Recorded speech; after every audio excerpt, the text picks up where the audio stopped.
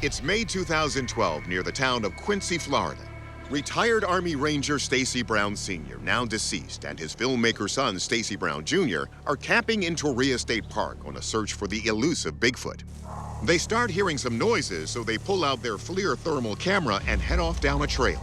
We would hear something running on our right, and then we would hear something running on our left, and it stopped real quick. And then Dad looked up at the, up there at the tree, and he's like, oh, I see something. The thermal camera is rolling as Stacy Sr. notices a little black object sticking out of one side of a tree. Then it takes off and crosses this gap, and he goes into full-blown panic mode. The camera goes dead. He's like, we gotta go, we gotta go. He's like, do you got your gun? Back at their truck, Stacy Jr. gets a first peek at this eye-popping footage, and this money shot that looks just like the iconic look-back frame of Patty from the famous Patterson-Gimlin film, which claimed to capture Bigfoot strolling alongside a Northern California creek in 1967.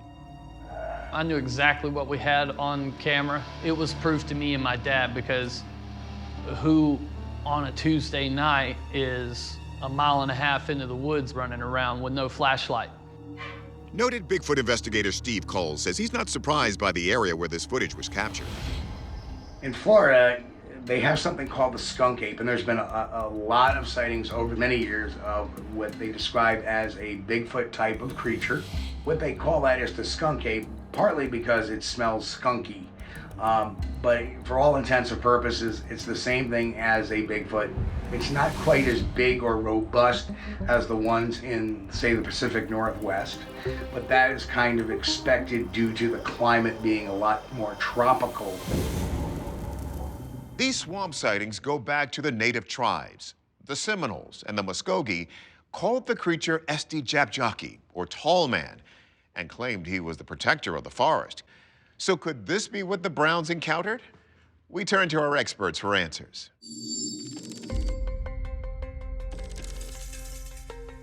We first ask the most obvious question. Could this just be a person? It was shot with a thermal imager, and so it's picking up the heat signature. Typically, if any clothing is being worn, it masks the intensity of the heat emanating from those covered parts of the body.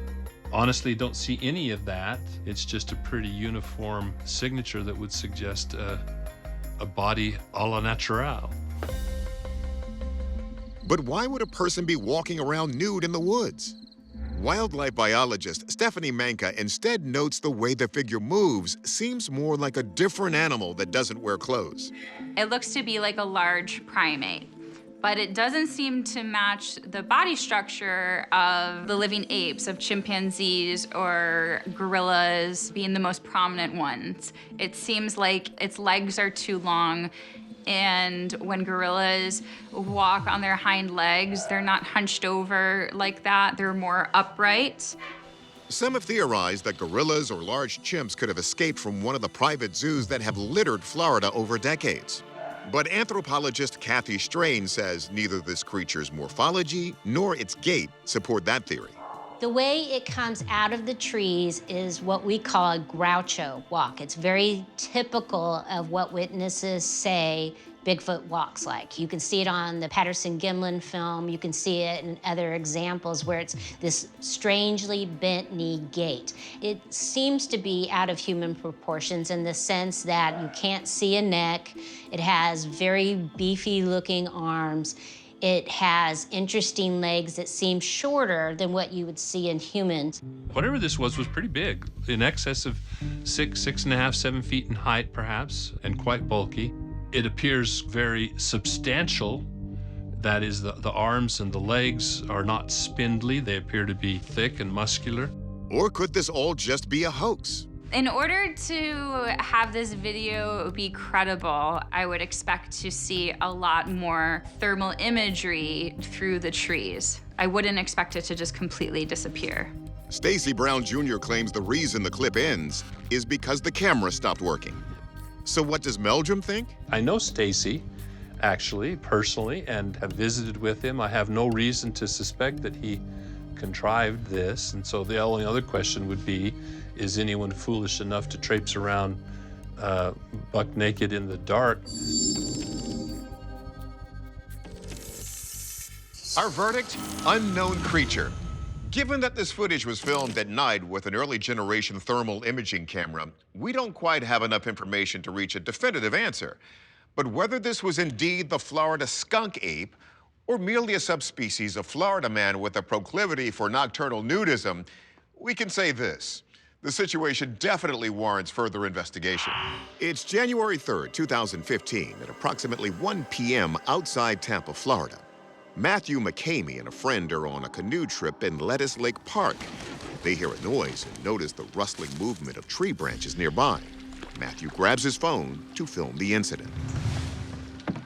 The footage shows an unidentified creature, apparently covered in dark fur, slowly making its way through the water. The figure is hard to make out, but it does appear to be walking on two legs as it seemingly moves through the thick swamp with relative ease. Let's go. Field researcher Cliff Barrickman believes this could be actual footage of the infamous Florida skunk ape. Skunk ape sightings have been going on for as long as people have occupied the area. The indigenous Muskogee and Seminole tribes of the area spoke of the Estajepco, which roughly translates to furry tall man or hairy giant, who they believed protected the forest from those who mean to do it harm. One of the best publicized reports comes from about 1957. Hunters apparently reported one of these animals coming in and raiding their food supply in their hunting camp. But that's not an isolated event. Historic newspapers very quietly told about skunk apes being in Florida and running across people. The skunk ape is believed to have gotten its name from its foul smell, often described as similar to rotten eggs or methane gas.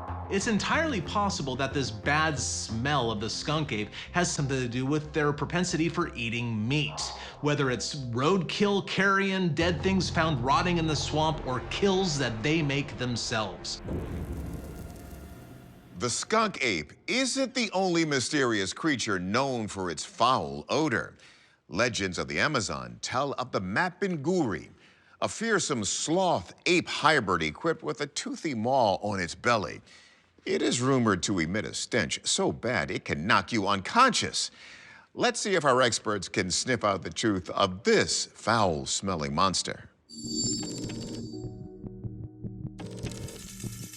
Anthropologist Kathy Strain notes a strong statistical link between Bigfoot sightings and black bear populations. In fact, on average, one Bigfoot sighting is expected for every 900 bears present in a given area.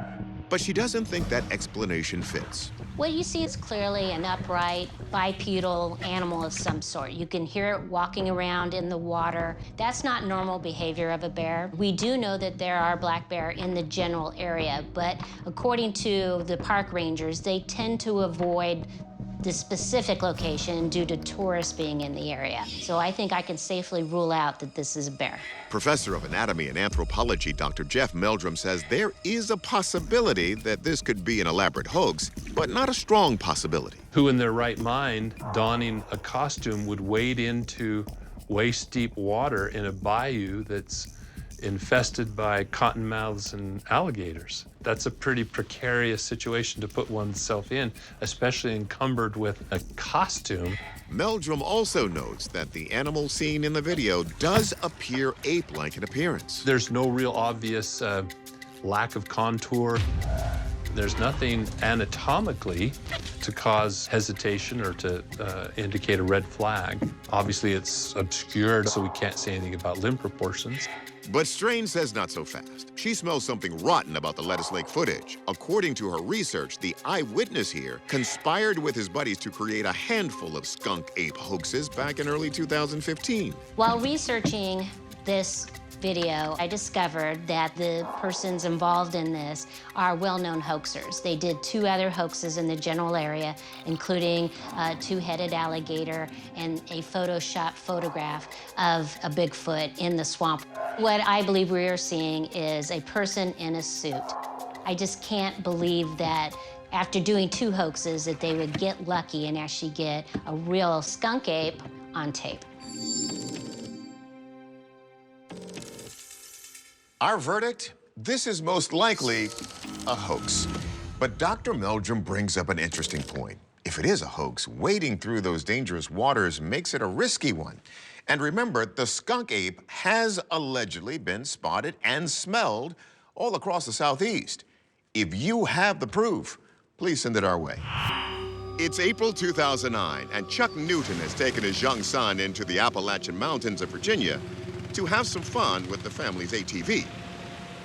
Chuck barrels over rocks in the ravine, showing off for his young son, when suddenly something strange appears, a hairy humanoid crossing their path nonchalantly. Chuck stops cold in his tracks. What was that? It's a wide shot, so let's push in and slow down so you can get a better look. We see that it's a bipedal figure that appears to be very large from this perspective, possibly exceeding 7 feet in height. What was that? Field researcher Cliff Barrickman says Bigfoot sightings in this area go all the way back to Native Americans.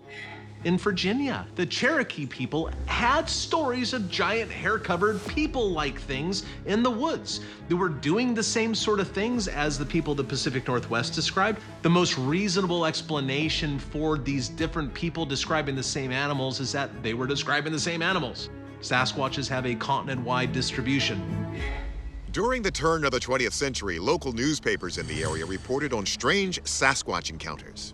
An old newspaper report from 1892 reports a large upright being with thick hair covering its head and shoulders. But the word Sasquatch didn't exist then. They chose to call it the wood booger. The wood booger was rumored to be a horrifying sight that was known to carry away small children who wandered off in the night. And booger, or wood booger, actually shares some of the same word roots as boogeyman and are used in much of the same way. A lot of times people will say, "Now you don't go out in the woods at night because the booger will get you." Although this video has its fair share of skeptics, Barrickman thinks this could be real. I find Chuck's reaction to be very natural, unstaged. When he turns and looks at the camera and points it, "Did you see that?" And then he immediately looks back and watches the animal as it walks away. I find that many times hoaxers focus on the camera itself instead of at this amazing thing that they just saw that was unexpected right in front of them. I've had the opportunity to go to this location with the witness, Chuck, and I found him to be very believable. Interesting fact, Sasquatch sightings gained momentum in the American South right after the Civil War. One theory is that Confederate soldiers who refused to surrender and hid out in the woods were being mistaken for these hairy creatures. Of course, that doesn't explain the older Native American legends. Let's see what our experts have to say. The creature that we're seeing in this video is clearly bipedal. The only other animal in this area that would be able to walk bipedally would be a bear walking on its hind legs. But when they do, they typically waddle more and take shorter steps. This being is clearly taking larger steps than a black bear would. So if it's not a bear, could we be looking at a real-life Bigfoot? Biologist Floyd Hayes isn't so sure. I'm just a little astonished to see that it's just casually crossing the stream. Doesn't seem to be the least bit concerned about this loud, noisy vehicle that's approaching it. I think this is either a human being in an ape-like costume that's crossing the river, or it is a fabricated video. Anatomy professor Dr. Jeff Meldrum disagrees. He finds that this behavior could be perfectly acceptable for a Sasquatch. The two most common circumstances under which encounters occur are on roads or near water. And so here we have the latter, and even an ATV trudging up that creek bed might not have sounded as intrusive or intimidating as it would otherwise, given the muffling effect of the white noise of the stream.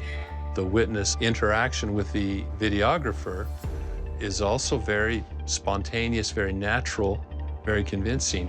What was that? And as for this being a man in a suit, Meldrum is doubtful, but is hesitant to make the call without evidence of the actual scale of this creature. I would probably put it at no more than 7 feet. All these off-the-shelf costumes are made for average people, but they're not made for a 7 or 8 foot tall person. So if we could establish larger size, that would certainly lessen the chances of it being someone donning a costume. Our verdict, an unknown mammal. Our experts are stumped, and honestly, I am too. If this is not a hoax, it's nice to know that some Sasquatches seem pretty content to mind their own business when humans disturb them. Honey Island, Louisiana, sometime in the late 1970s. Retiree Harlan Ford has been documenting wildlife out here with his Super 8 camera and telling stories about monstrous, hairy hominids he's encountered. Today, he may have just captured the proof. A large, bipedal, uniform-colored creature, about 100 yards away from Harlan's vessel, strides between the trees. Let's take a better look. We can see this strange two-legged figure lumbering through the thick swampland. And while it's hard to tell without any further visual reference, some witnesses claim this creature could be a monstrous 8 feet tall and could weigh up to 500 pounds. Author Dana Holyfield is Harlan's granddaughter, who discovered this footage of what's known as the Honey Island swamp monster after it had been locked away for decades. Growing up as the granddaughter of the local monster hunter, to me, it's like that's just a normal thing. But it wasn't until I got older, grew up, that my grandmother come out with this big box, and it was all his wildlife photography. And that's when we saw this 8mm film. It was interesting to see that he actually probably got closer than what any of us really knew. While reported theories about the beast started spreading in the 1960s, indigenous folklore that dates back hundreds of years has described a hideous creature known to stalk this swamp, looking to capsize vulnerable boats and drag victims underwater where it would feast on their flesh. And for those who think the southern swamps are no place for a Bigfoot, field researcher Cliff Barrickman believes it's actually a perfect habitat. It is over 70,000 acres. Most of it is government protected. There are many nooks and crannies that people just do not go into. This could only be one of two things: a Sasquatch in the wild or a person pretending to be a Sasquatch in the wild. There are no other options. When the French colonists first settled in Louisiana, they brought along some of their own monster mythologies. Legends like the rougarou, a human cursed to haunt the Louisiana swamps as a wolf-headed creature. It was said to hunt down wayward Catholics who broke the rules of Lent. Let's see what our experts think about this bayou beast. Could this just be a misidentification of an animal typically found in the area, like a black bear? Wildlife biologist Stephanie Manka doesn't think so. It seems to be walking pretty easily on its hind legs, and black bears, they can walk on their hind legs, but it's not as effortless as it appears to be in this video. This is definitely not a black bear.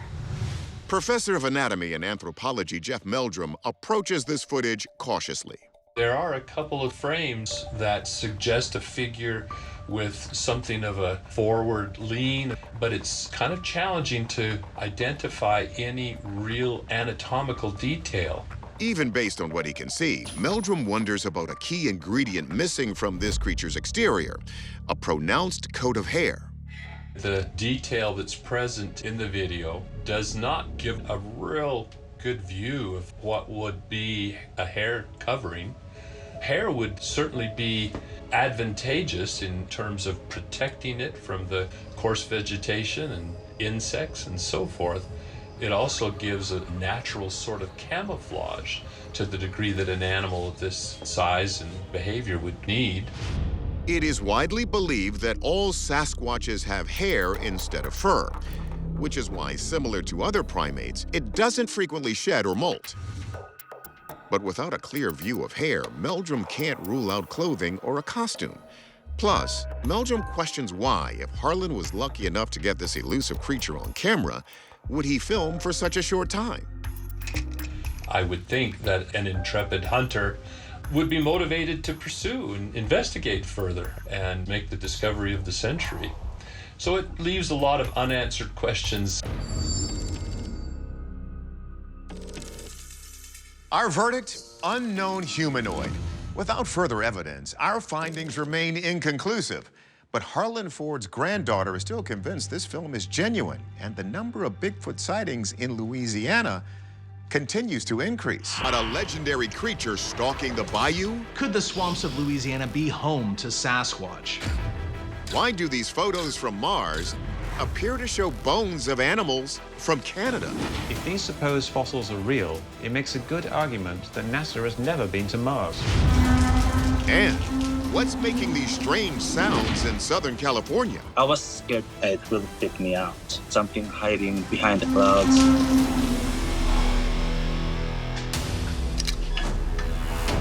Around the globe are videos. What are those things? It's moving. Photos and sounds that defy explanation.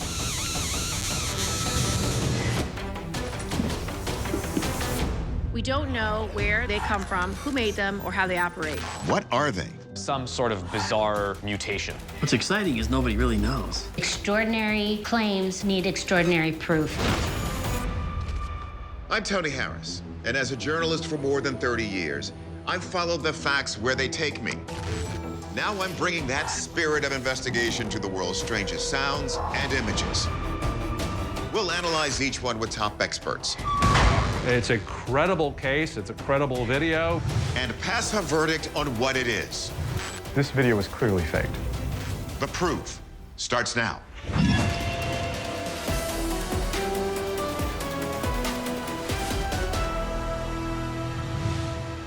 Good evening and welcome to The Proof is Out There. Former intelligence official David Grush made headlines in 2023 when he claimed that the U.S. government has a secret UFO crash retrieval program. But what to do if you, as a civilian, see a UFO fall out of the sky? As you're about to see, one family had to answer that question for themselves. July 5th, 2022. James Dean and his family are fishing in the Gulf of Mexico, about 72 miles off the coast of Florida. James is recording yet another successful catch on his phone when something spectacular calls everyone's attention to the sky. A few miles away, a round object spirals toward the ocean. After 5 more objects fall in succession, James and his family decide to check it out for themselves. But as they near the site of the drop, they discover streaks of fluorescent green. When the video gets posted, commenters claim it captured a crashing UFO, and the green tint is an otherworldly result of that wreckage. If it is a crashed ET, it's allegedly not the first. On January 8th, 2014, a large object fell into the Pacific Ocean, and the U.S. Space Command was able to confirm it did not come from this star system. Some believe that it isn't something naturally occurring, that it was actually alien in origin. And videos like this showing objects falling from the sky are actually alien craft returning home. That's because, as journalist MJ Banias points out, some believe that the Earth's oceans are actually home to underwater alien bases.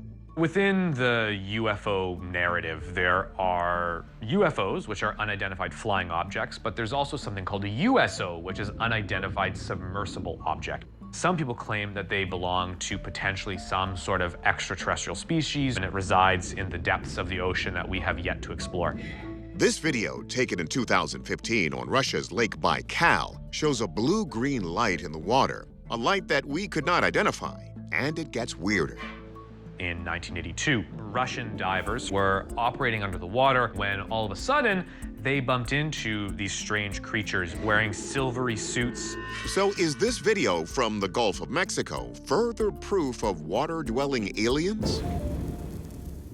While the idea of underwater alien bases is still speculative, underwater human bases are very real. In fact, the coast of Florida is home to an underwater research facility known as the Aquarius Reef Base. Is James's video proof of an underwater facility of the alien variety? Our experts dive in to learn more. Before we get to the object itself, we ask marine biologist Shay Steingast to address that green glow. Could it be natural? Bioluminescence is a really common ocean adaptation.